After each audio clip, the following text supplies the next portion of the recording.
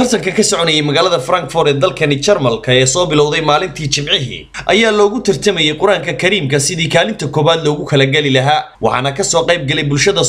muslimiinta ee ku dhaqan guud ahaan dalkani Jarmalka kuwaas oo waalidiintu ay u xarbeeyeen sidii ubadkoodu ay kaalin muuqata uga dhex gali lahaayeen tartanka Quraanka Kariimka waxaana waalidiintii Soomaalida ahayd halkaas ubadkooda keenay runtii ay ka gaadheen guul la taaban karo waxaana telefishinka caalamiga Home Cable TV oo adeega bulshada Soomaalida uu soo ururiyay afkaarta dhalinyarada yaryarayd iyagu soo hamiyay in Quraanka Kariimka ay ku guuleystaan سنقرئك فلا تنسى إلا ما شاء الله إنه يعلم الجهر وما يخفى. أيوة يعقوب أحمد آدم وحن كوجلي ترتكم في فرانكفورت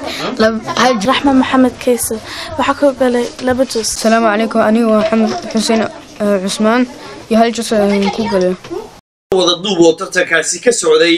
magaalada Frankfurt ee dalkani Jarmalka ee loogu tartamayay qowlka B ayaa wiilasha Soomaaliyeed iyagu ku guuleystay kaalinta koowaad waxa lagu magacaabayay Dhamal Xuseen iyo waliba Yoonis Yare oo iyagu ka kala yimi magaalooyinka Bayern iyo waliba Kassel waxaana ay ku guuleysteen kaalinta koowaad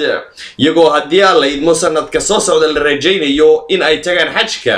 iyo waliba iyagoo helay qadar lacaga tartanka Quraanka Kariimka ee ka dhacaya dalkani Jarmalka ayaa runtii guul soo hoyatay dadka muslimiinta Mustafa Xaaji Aadan telefishinka Home Cable TV Jarmalka